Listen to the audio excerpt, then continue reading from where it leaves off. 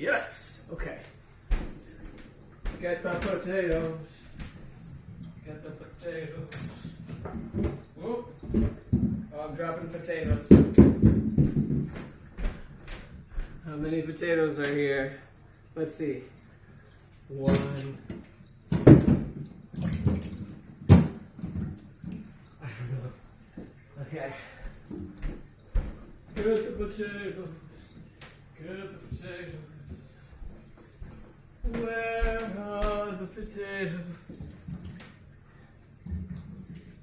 Oh, that's a lot of potatoes. Wow. Okay.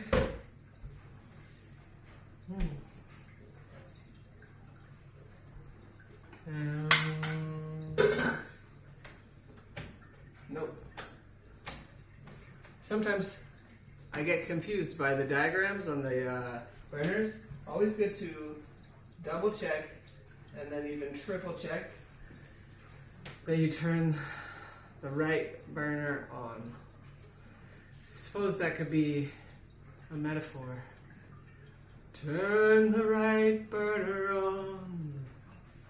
Turn the right burner on. Have you turned the right burner on? Have you turned the right burner on? Have you turned? Have you turned? Have you turned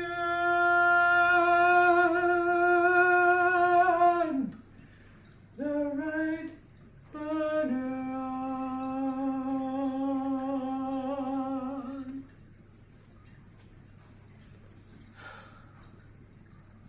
Now we wait for the potatoes to boil. Okay. Whew. I think there's a part of me that's kind of lonely and wants to continue talking while I wait for the potatoes.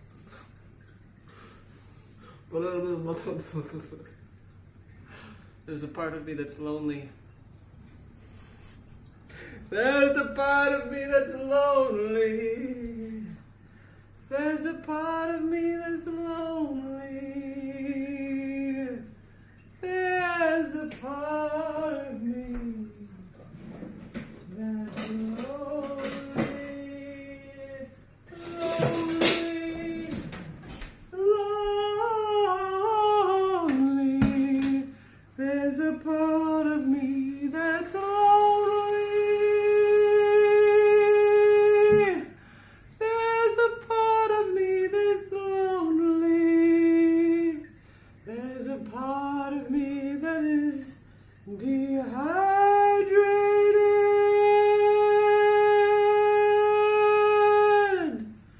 I'm going to have some water, water, water, water.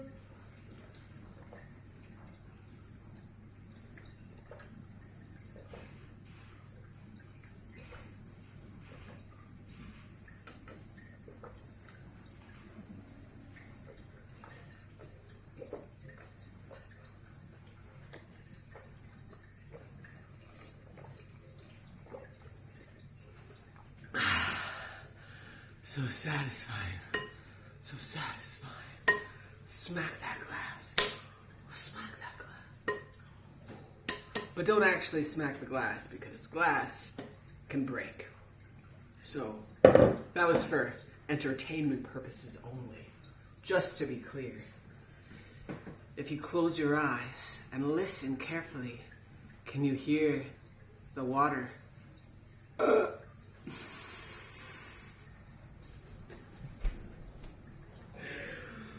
Can you hear the water? Can you hear the water? Can you hear the water? Can you hear the water? Can you hear the water? Can you hear the water? Can you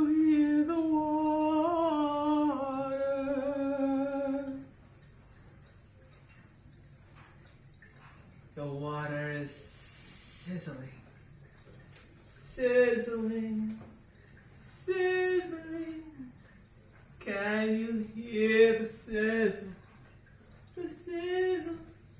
The sizzle, sizzle. Sizzle, sizzle, sizzle. Can you hear the sizzle? Can you hear the sizzle?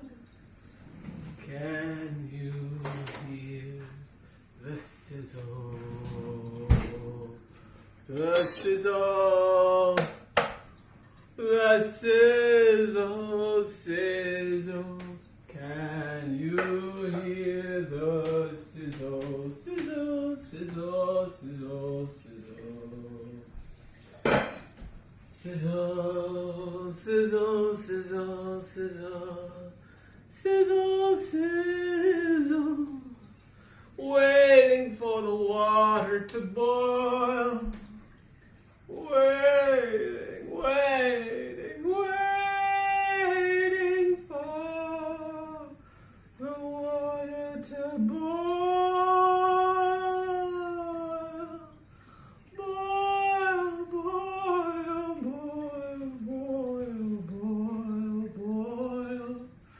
Waiting for the water to boil.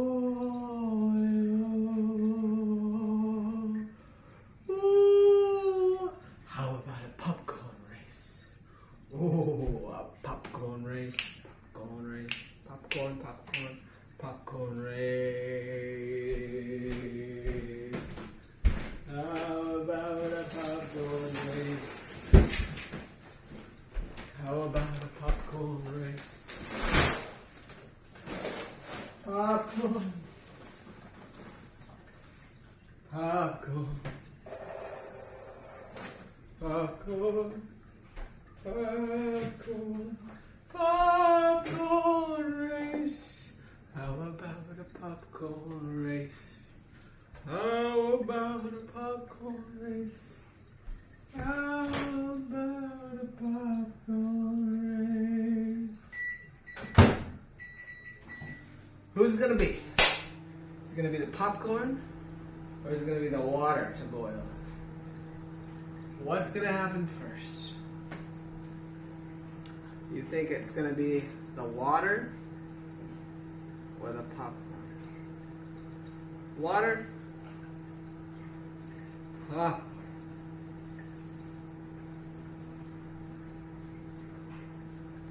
Let's take a look.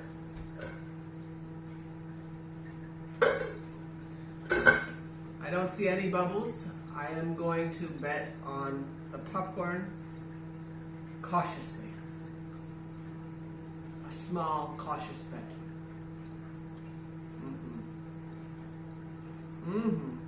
I found something in my teeth.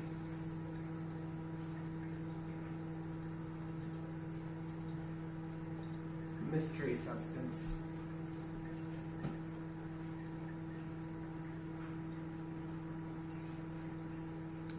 Doesn't look like rice. Perhaps it's popcorn.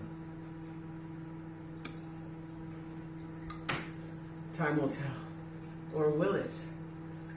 Will it? Will it? Okay. What if we took this moment to have a courageous conversation? A courageous conversation.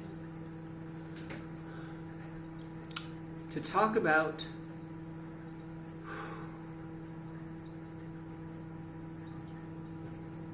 what would we talk about if we were to have a courageous conversation? Would we talk about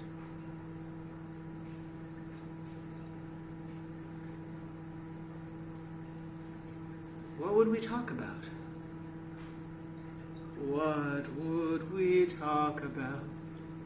In our culture, it feels like sometimes people say a lot of words, but they're not really saying something that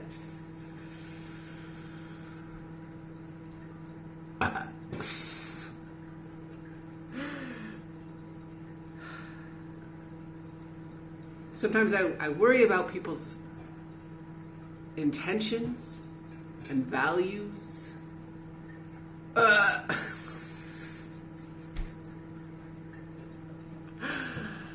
And I feel like there's so much shame around our bodies, and I realize that I'm having these bodily functions that are incredibly well timed to have this courageous conversation about, maybe a conversation about our bodies. Today, I may or may not have made a video with pigs in the background, and I might feel some guilt and or shame around making a movie with pigs in the background and some of the things that were happening while these pigs were having their breakfast. And I also feel like pigs don't have the same shame and cultural conditioning around bodies, around food, around sex. Oh, I've got to listen for the popcorn. Let's check on the water as well.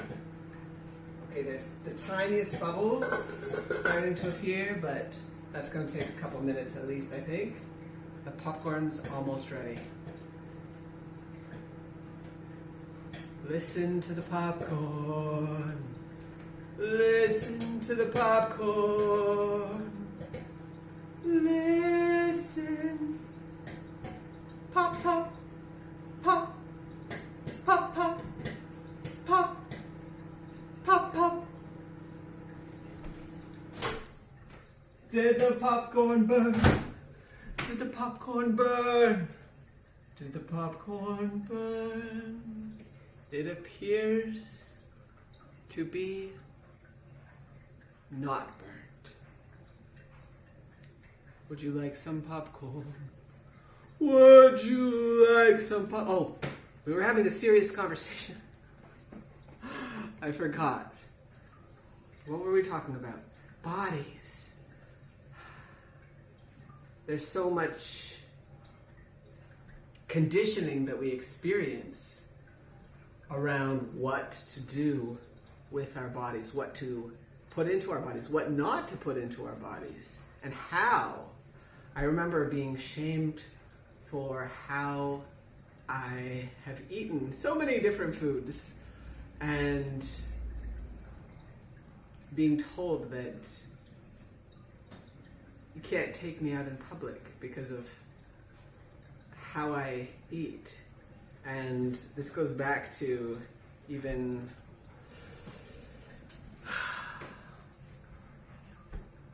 while I was quite young and still just figuring out how to eat and what to eat, and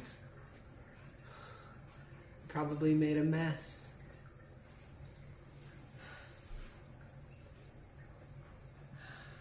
But now, I get to choose what I eat. I get to choose how to eat it.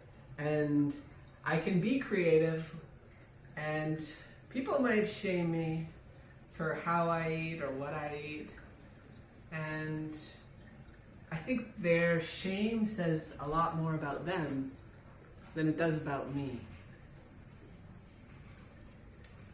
I don't want to shame anybody for what they eat or how they eat. And I don't want to shame people for what we do with our bodies, as long as it is consensual and as long as we're practicing alignment and not causing harm. I don't think that there's one right way to be in our bodies. I don't think that there's one right way to be connected with ourselves, with somebody else, with the earth, with the water, with the sun, the wind, the moon, the stars.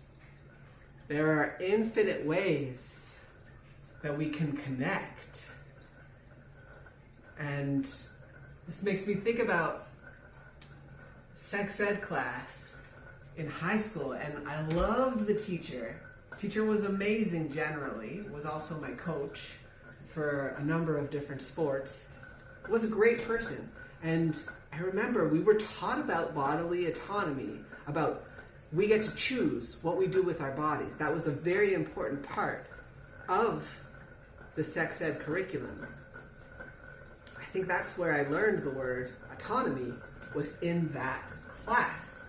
And in that class, we were taught that there was one way to have sex.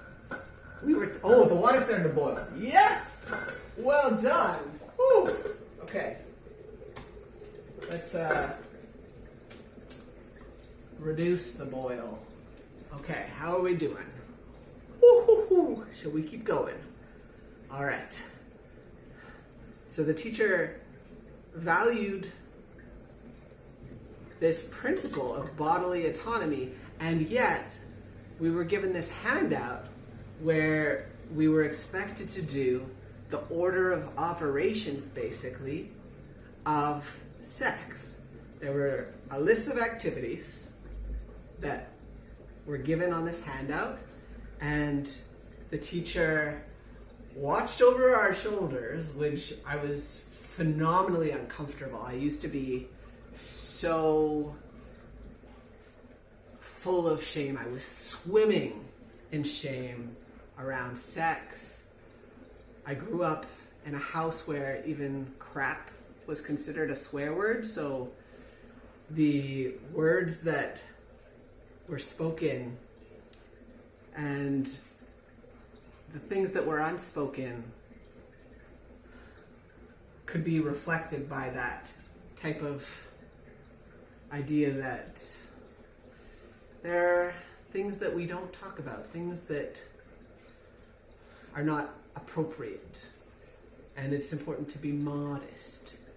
And so I had a lot of issues with my body, a lot of issues with my sexuality. And when I tried to come out, I was sent to the doctor as if there was something wrong with me, as if I was sick.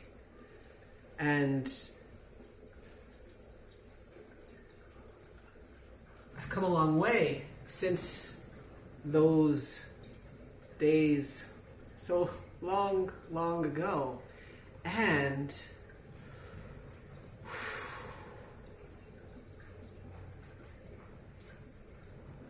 I think it's important that that teacher had similar values to me in terms of bodily autonomy. That's very important to me. And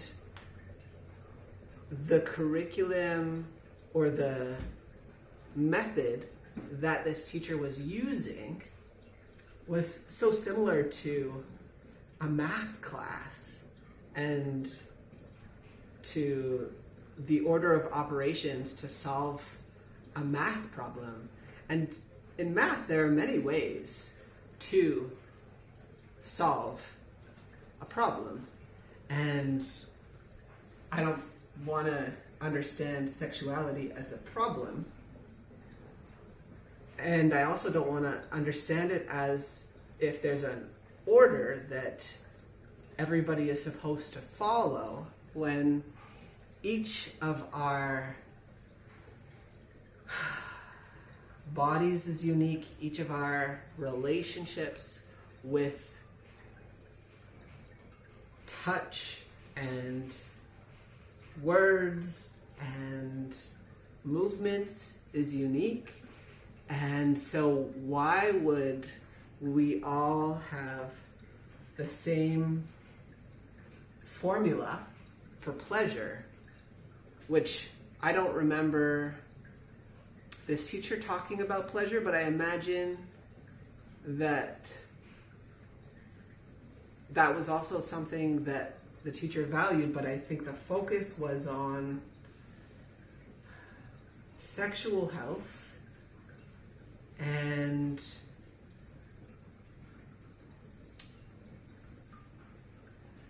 an assumption that sex is supposed to look like one certain way and supposed to be between particular people and have a particular intention. And yeah, I got corrected for how I ordered the sexual activities, which was humiliating. I was a very serious student, and I really wanted to be approved, especially by this teacher who was my coach. And to be told in front of my peers that I got the sexual order incorrect on my handout was one of those moments that I'll never forget. And what did I do wrong? I put cuddling before sex. And I was told sex happens first and then cuddles, which is concerning to me in a number of ways. Oh, I think the potatoes are ready. Okay. Okay. Turn off the burner. Always remember to turn off the burner. Okay, maybe I should check one actually.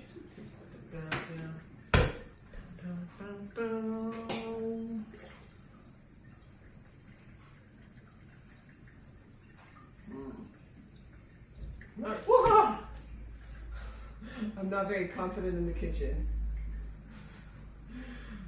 I probably should have taken a cooking class. There's still time. Okay.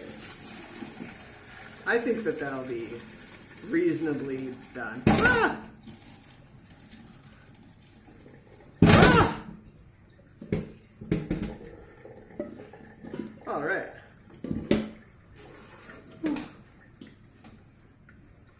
Okay.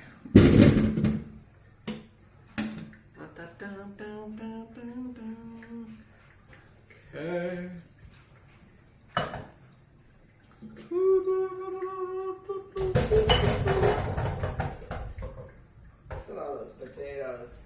Wow. That's a lot of potatoes. Okay. Whew. How about... Oh, it's pouring. Let me show you. One sec. Down, down, down.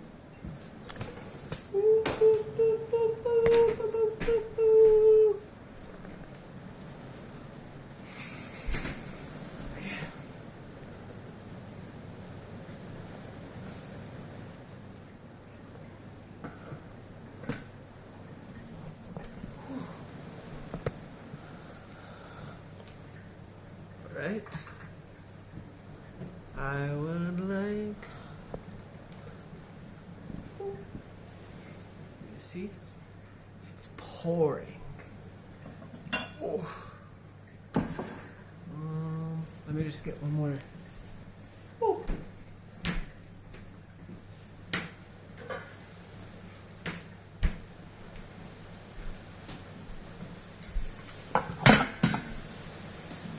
It's pouring. It's pouring, pouring, pouring. Okay, now chop the potato.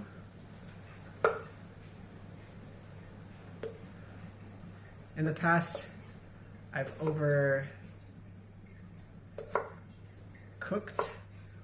the potato a number of times.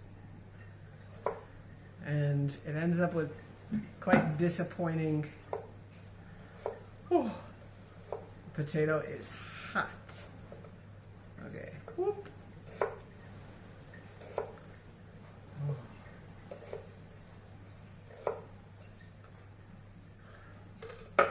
Whoa, whoa. Whew. Where were we? Oh yeah. So I was humiliated. And I don't think that was the intention of my teacher. I think that this was a really good teacher, doing their best and wanting to support our health, not just physically, but I remember we even sang this song. I think it was my body lies over the ocean, my body lies over the sea, my body lies over the ocean. I can't remember, but that was a part of this sex ed experience, and I felt very uncomfortable with the singing and that being expected, but I know that the intention was for us to have a creative approach to bodily autonomy, but then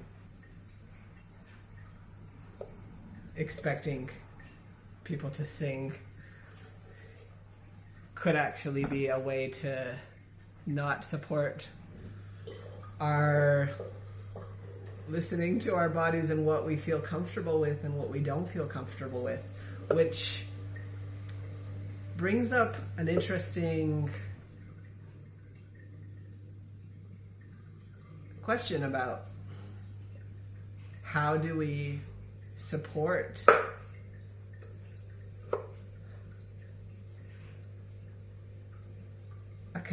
a culture of consent in an educational environment when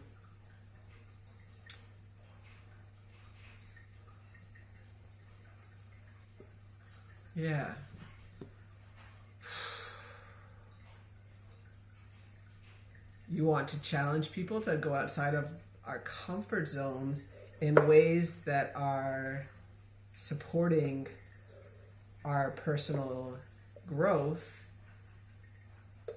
and also to have space to say no.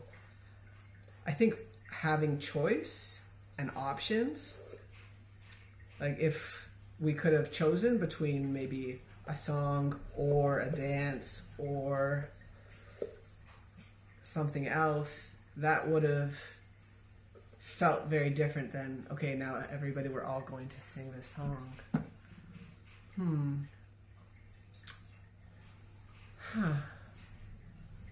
But I think the real takeaway from this experience for me was the difference between impact and intention from the teacher, and how I was taught there's one way to have sex, and that my approach to sex was wrong for wanting to have cuddles before sex. And I don't know if I've ever had sex with somebody before cuddling with them, because I just don't feel safe generally with somebody if I don't know what it's like to cuddle with them first. That's kind of a way for me to build trust and to build physical and emotional safety without just rushing into sex, which is kind of the vibe that I get from the teacher correcting me, and not recognizing that it's also possible to have cuddles with somebody and to never have sex with them, and that could be a deeply intimate and fulfilling experience. There's no need to have sex. It could be cuddles without sex. And so having sex be the focus and the prerequisite to cuddles reflect some concerning assumptions about this teacher's understanding of what sex is and what cuddling is. Yeah, I think that's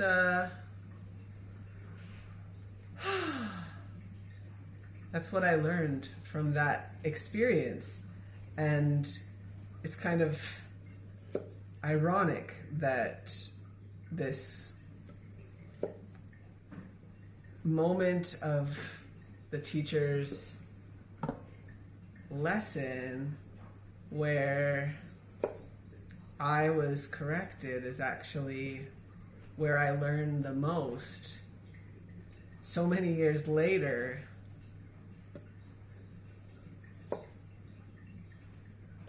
I suppose the lesson was effective, but not in the ways that were intended.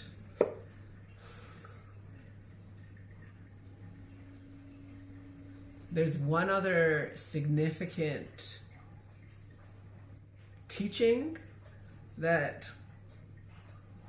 happened in that class that left me feeling,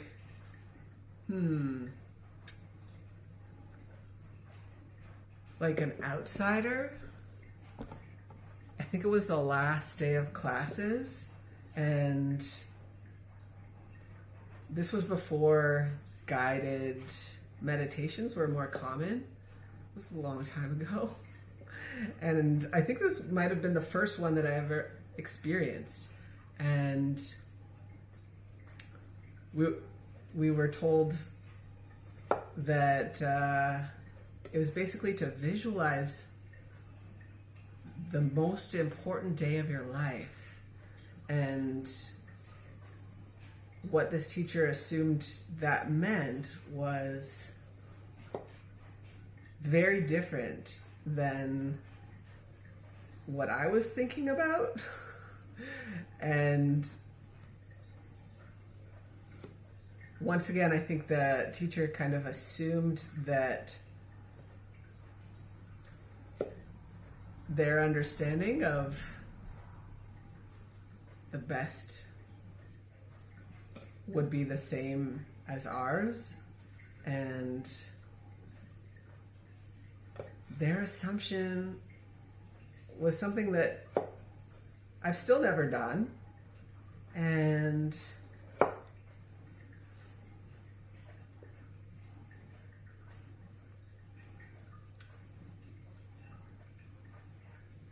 I don't think this teacher was trying to condition us to have the same values and priorities, but perhaps assumed that there's just one way to have a best day of your life and one way to really make the most of your life, and how to structure your life. And I should probably turn on the oven. 1 second. Turn on the oven. Turn on the oven. Turn on the oven. Turn on the oven. Turn on the oven. Turn on the oven. Turn on the oven. Turn on the oven. Turn on the oven. Turn on the oven.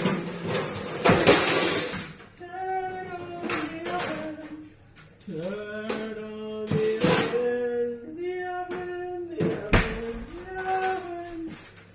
The oven. Turn on the oven. Turn on the oven. Oh, it's cold. Okay. Oh, I think I got bit. Oh, okay.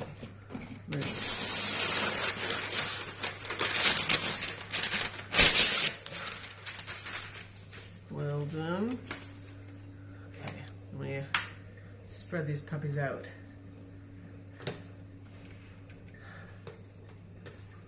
The things that we say can leave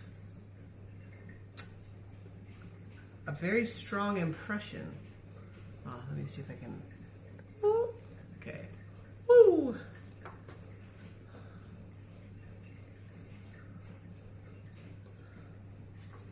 Oh, I also remember in the sex ed that we were taught about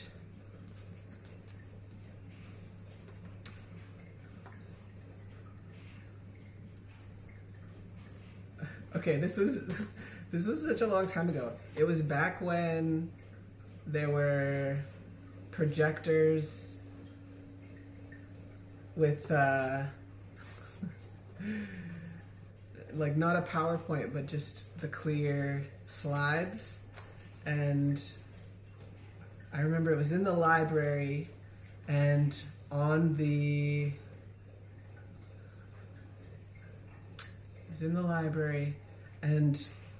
slide it said vaginal sex. And I thought, oh, are we gonna learn about, well, I assumed that vaginal sex meant lesbian sex, because I assumed that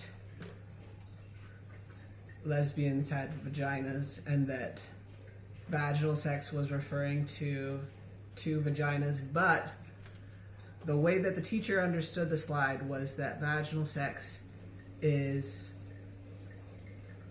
between a man and a woman, and the teacher assumed that vaginal sex is a vagina with a penis. Like, well, the vaginal sex requires one vagina and one penis. And the penis was implied. We never learned about sex between two people with vaginas or two people with penises at all. That was just not something that we talked about. And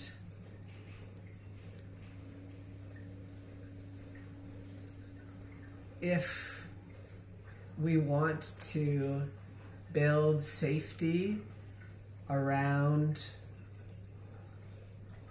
sex and sexual decision making, sexual communication, it's important that sex ed isn't just having very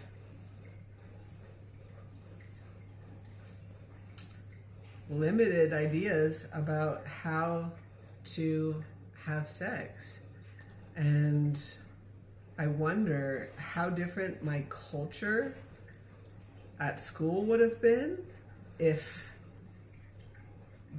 I had had a different experience of sexual health education, and if my peers had had a different sexual health experience as well. Ooh, these potatoes. Ooh. All right. Hot potato. Hot potato. Hot potato.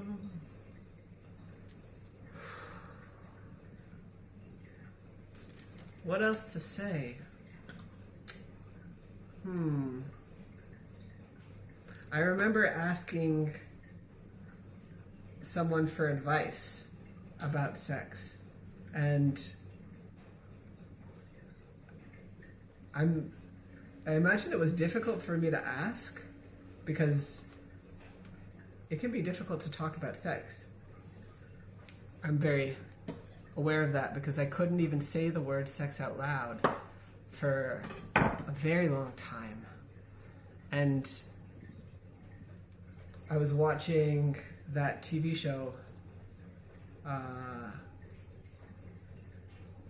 the one with, is it Adam Brody or Adrian Brody? Nobody Wants This. And the mother couldn't say the word sex out loud. And I really can relate to that character, even though she is so much older than me and has very different life experience than me. We both struggled to say the word sex out loud, and I'm grateful that I'm now at a place in my life where I can say sex out loud. And it's still not easy for me to say it, but I can say it. And sometimes it can be so difficult to do things or say things, and we could go our entire lives without saying how we feel or saying what we want or what we need. And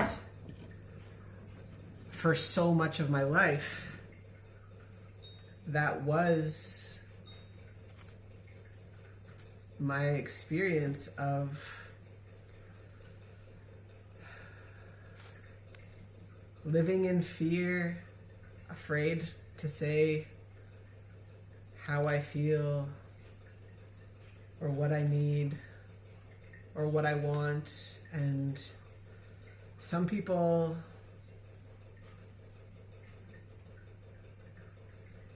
will be receptive to when we express ourselves, and some people might try to shut us down. And sometimes people might surprise us in positive ways or negative ways. And I think sometimes they're not trying to hurt us. Like when I was sent to the doctor after coming out, I was basically told by my doctor that it was just a phase, and like I basically didn't get the support that I needed to be who I am. And I was silent for so long after that. Let me just put this in the oven. Ooh.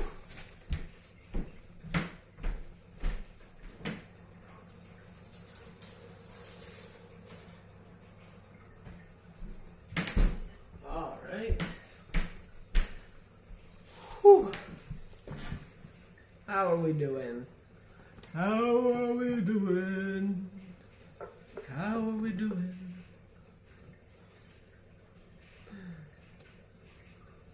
Oh. Maybe I don't like cooking, but I do like talking about these things and having something to do with my hands. So I guess in a weird way, maybe I do like cooking. Whew. Just not like other people. And it's not like there's only one way to cook or one way to become one with a potato. There are infinite ways to be with a potato.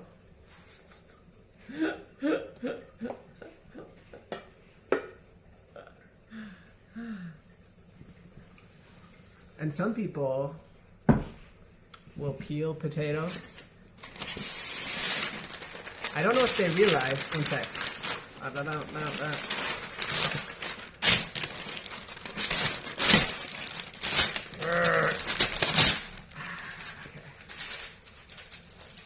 I don't know if they realize that the skin of the potato is one of the key nutritious benefits to eating potatoes. So I guess they don't like the taste or the texture. I don't want to shame people for that. But one of the things that I like about food is the ability to have nutrients, and by taking out the fiber, so much is lost. So much is lost. So much is lost. Whoop, whoop. Okay. Whew. Chopping the potato. Oof. Oof. Oof. I struggle with making all the pieces a similar size. And then some of them end up getting burned, which is not good. But really, my top priority is that I don't lose any fingers. Because that would be very unfortunate. And I could see that happening if I'm not careful. Whew.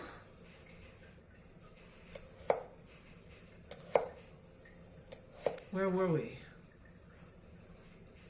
Talking about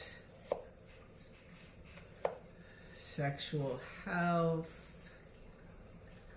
Oh yeah, coming out to my doctor and then going back into the closet.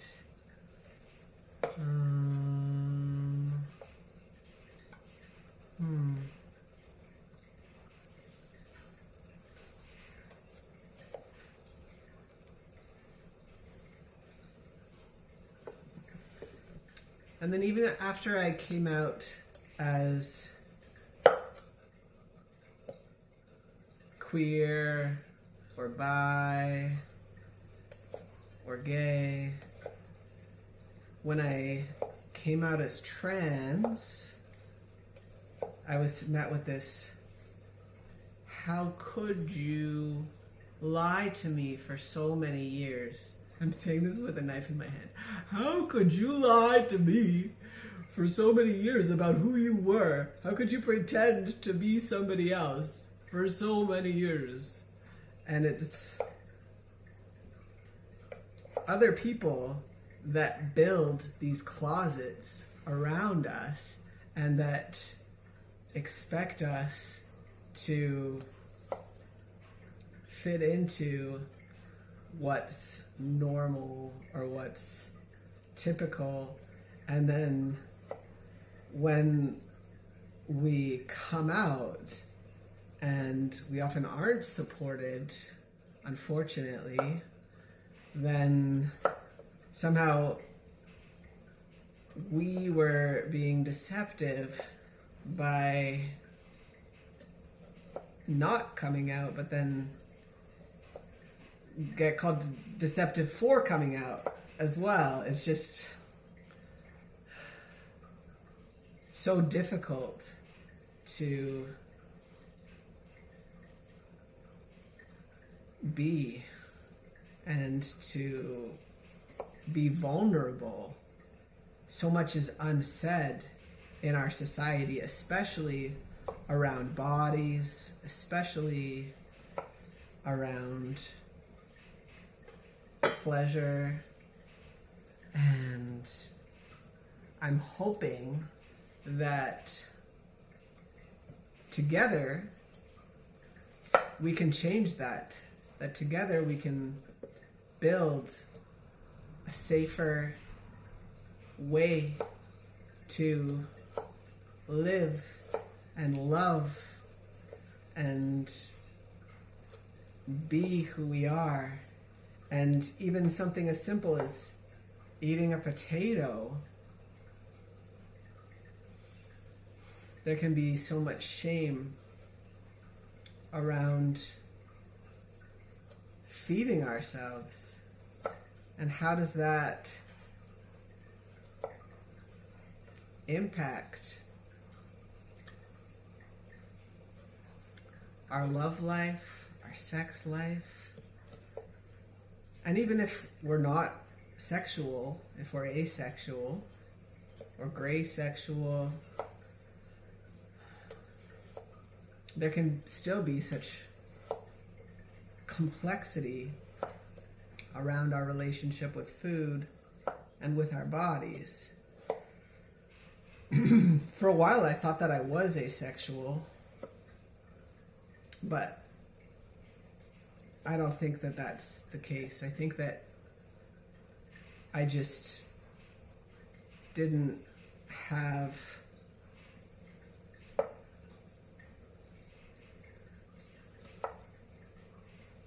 a lot of experience with sex and pleasure, and it took a lot of practice to get to a place where sex feels magical. And because it didn't feel magical for such a long time, I thought that there was something wrong with me, or that it was something for other people.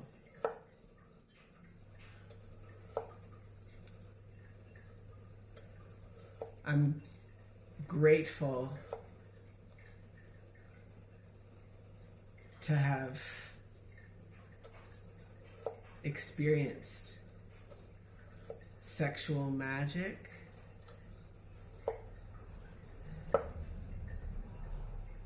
and having quality time through these heart-to-hearts feels magical. It feels intimate. And I've been single for quite a while now and yearning for emotional intimacy. And I am very grateful to have this as one outlet for connection. Yeah. Woo. Woo. Reimagining sex ed. Reimagining sexual health education. And when we talk about sexual health, often there isn't significant exploration into mental health, which is a significant gap in understanding what it is to have safety, to have sexual safety. For so many of us, isn't just about STIs, but is about having space for our mental health, for our anxiety, for our complex social, emotional needs. And in my experience of looking for a partner or even a lover, when I ask people if they're emotionally available, I think that is received as some sort of a red flag, and I find people don't tend to want to get to know me after I ask that question. Maybe I come across as needy, but I don't think at this point in my life that I'm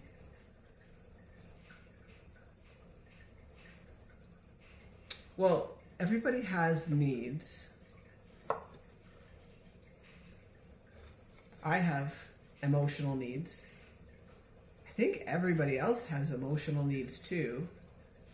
And some people might just want to meet their sexual needs. And I don't want to shame anybody for wanting to meet their sexual needs in a way that is not aligned with emotional commitment or emotional intimacy.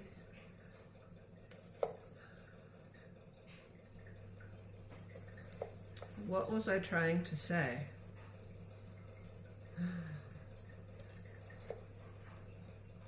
Oh, yeah. I've been finding that a lot of people are looking for a hookup. They're looking for a sexual release and not wanting any long-term emotional commitment or care. And I don't think that there's anything wrong with that, but it does not work for my brain or my body.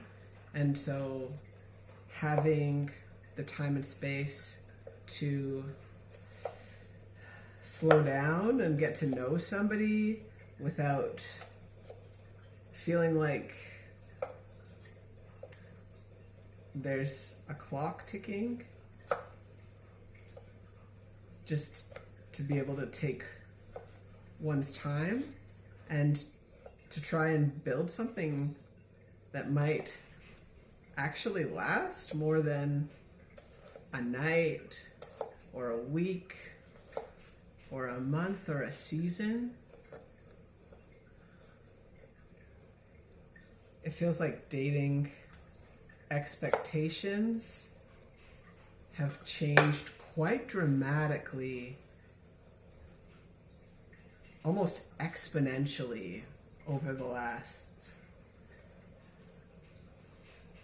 several years. Although I hope that that trend doesn't continue. I imagine COVID combined with how technology has shaped our brains and our relationships and communication styles has led to very different approaches to dating and sex and relating. Whew.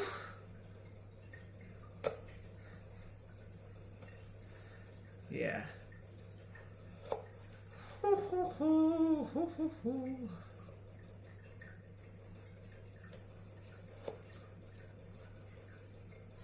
I don't think it's easy for anybody. I think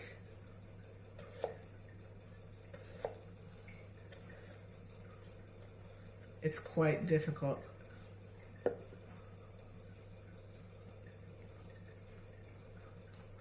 For so many of us, maybe for all of us. Whew. That is a lot of potato. Wow. Okay, let me see if this is enough. Whew.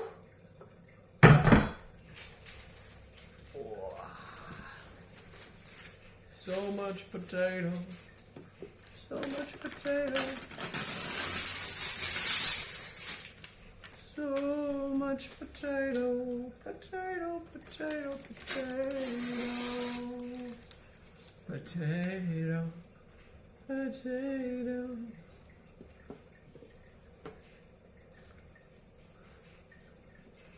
I tried to make them similar size, but I don't think that I was successful. But I think that it's an improvement from last time. And so, what is success? And if the last time I made potatoes, there was, say, 100% average variation in size. I don't know if that makes sense. There's a lot of variation. Say 100 would be if somebody was to measure the differences in shape and size between the potatoes. This time, maybe 50% variation, which is probably not impressive to somebody who works in kitchens and chops very consistently and skillfully. But for somebody like me that would be very unlikely to succeed in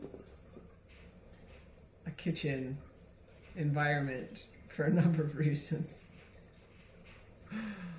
I'm going to consider this a significant success. And that trajectory of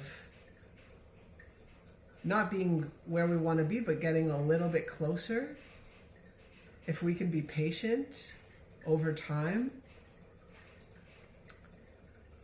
amazing things can happen from small changes that add up over time. And I find that really exciting, and it gives me hope, because at this point in my life, I'm not where I want to be, and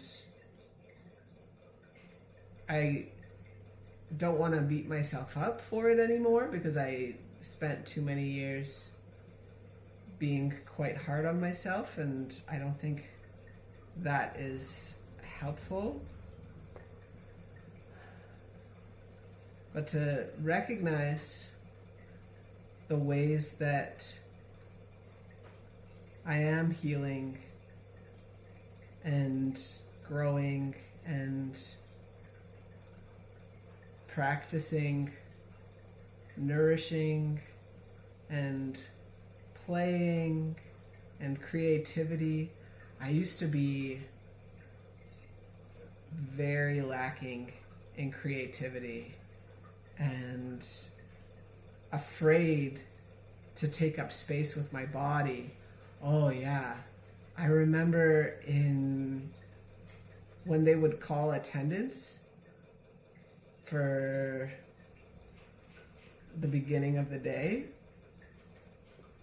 my voice was cracking and it was so uncomfortable, and I just didn't want to say here because of the sound of my voice, and I had so much overthinking about just saying here, and I wonder if I might have even gotten marked as if I wasn't there because I was afraid to say here. To take up that space with my voice, it's pretty telling. And in our culture, unfortunately, taking up space with our bodies and our voices is not something that we seem to practice and value in a way that supports mental health for so many of us.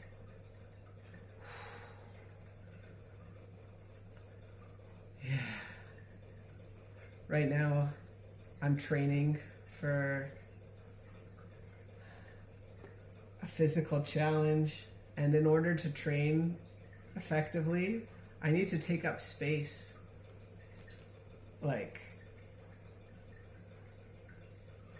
And I think that challenge of taking up space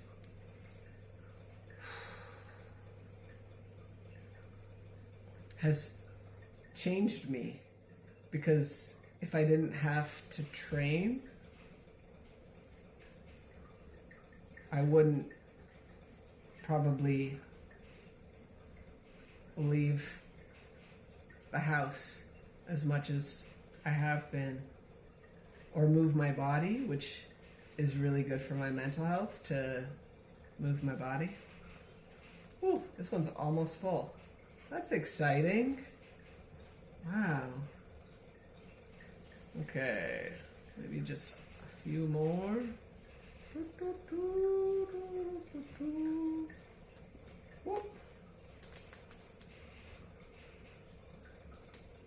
Okay. Wow. Well done. Okay, let me just pop this in the oven. Whew. Look at that. Whoa.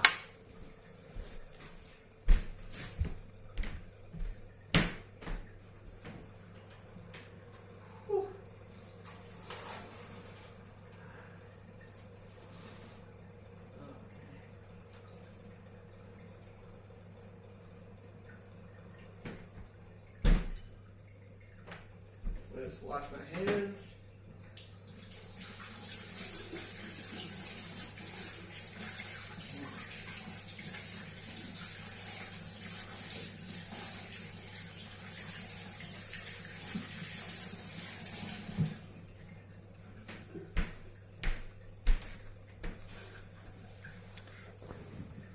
So there's this tiny piece of potato that I saved from the oven. I'm confident that it would be getting burnt if I didn't take it out. It's vulnerable because it'll burn so much faster due to its smaller volume and surface area. Yeah. Would you like to join me for a journey of being and playing and maybe even, who knows what could happen? I really don't know. Does that sound like fun?